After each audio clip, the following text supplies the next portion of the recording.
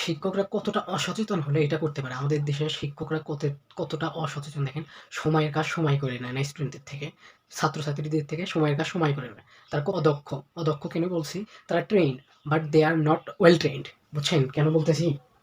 যে তারা একটা স্টুডেন্টকে দেখেন, আমি প্র্যাকটিক্যাল খাতা আঁকে দিচ্ছি, যারা এসএসসি পরীক্ষা দিচ্ছে তাদের আঁকি।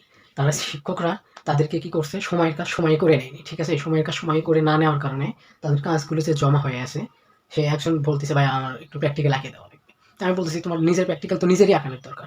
শিক্ষকদের তাদের শ্রেণীকক্ষে যেদিন প্র্যাকটিক্যালের ডেট থাকবে বা প্র্যাকটিক্যাল সেদিন তাদের থেকে করে নেওয়া উচিত, তাই না?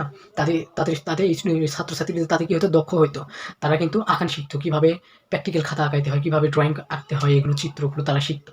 কিন্তু মাস্টাররা বা টিচাররা তাদেরকে সেটা, তাদের যে এত অনীহা শিক্ষার্থীদের প্রতি, যে সময়ের কাজ সময় করে নেয়নি। তাহলে দেখেন, শিক্ষকরা ছাত্রদের একটা ডেট দিয়েছে, যে তারিখ, যে কোনটা কোন তারিখে হওয়ার কথা ছিল। দেখেন, প্রথমটা ছিল 10/1/25। তাহলে 2025 সালে, এটা চলতেছে 26 সালের এখন মে মাস। আজকে এপ্রিল মাসের যেহেতু 30 তারিখ, কালকে করে যাবে। তাহলে দেখেন, 10 তারিখে 1 মাস 2000, তাহলে জানুয়ারি 2025 সালের জানুয়ারি মাসের 1 তারিখে প্র্যাকটিক্যাল করানোর কথা ছিল। যেহেতু তাদের 1 বছর, এবার যারা এসএসসি পরীক্ষা দিচ্ছে তারা কিন্তু 1 বছর সময় পাইছে। ঠিক আছে? এই 1 বছরের মধ্যে তাদের প্র্যাকটিক্যাল করানোর কথা। আর যদি 2 বছর পাইতো, তাহলে 2 বছরের মধ্যে কয়টা প্র্যাকটিক্যাল কভার করানোর কথা ছিল।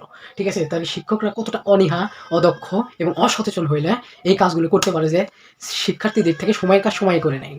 যেহেতু শিক্ষকই সময়ের কাজ সময় করে নিতে পারতেছে না বা নিজে করে নিচ্ছে না, চাপ দিচ্ছেন, তাহলে শিক্ষার্থী কি শিখবে? সে কিভাবে সময়ের কাজ সময় করবে? বলতে পারেন? তাহলে আমাদের এখানে দোষ শুধু শিক্ষকের একার না, দোষটা শিক্ষকের, তারপরে ছাত্রছাত্রীদের, শিক্ষার্থীদের, এবং তারপরে কিছুটা দোষ গভর্নমেন্টেরও আছে। কিছুটা দোষ গভর্নমেন্টেরও আছে, এই জন্য আজকে এই অবস্থা। যদি শিক্ষার্থীদের আমরা ভালো কিছু শিখাইতে না পারি, তাহলে এরা কি লিড করবে? পরবর্তী প্রজন্মটা, নেক্সট জেনারেশন কিভাবে দেশটাকে লিড করবে? আমি সেই সব শিক্ষকদের বলতেছি না যে তারা সময়ের কাজ সময় করে নেয়। যেসব শিক্ষক সময়ের কাজ সময় করে নিতে পারেনি, এই প্র্যাকটিক্যাল খাতাগুলো ক্লাসে করে নিতে পারেনি, জমা করে রাখছে যে পরীক্ষার আগে তাদেরকে এরকম তারিখ ঝুলাই দিয়েছে, নোটিশ ঝুলাই দিয়েছে যে এইগুলো করবে এই তারিখে, এই তারিখে তারিখে এগুলো করে নেওয়ার কথা ছিল ওই স্যারদের, কিন্তু তারা করে নিতে পারে। কিন্তু যে শিক্ষার্থী এটা করার কথা ছিল, সেই করতো এটা, সে দক্ষ হইতো এটা করতে। ঠিক আছে? তার শেখা হইতো। আমাদের দেশে পড়াশোনা হচ্ছে শুধু সার্টিফিকেট নেওয়ার জন্য। ঠিক আছে? স্কিলড পিপল বানানোর জন্য পড়াশোনা না। কেউ একটা পড়াশোনা করতেছে, দেখে দেখে লেগে পড়াশোনা করে সার্টিফিকেট নিচ্ছে। ঠিক আছে? সঠিক স্কিল তৈরি হচ্ছে না।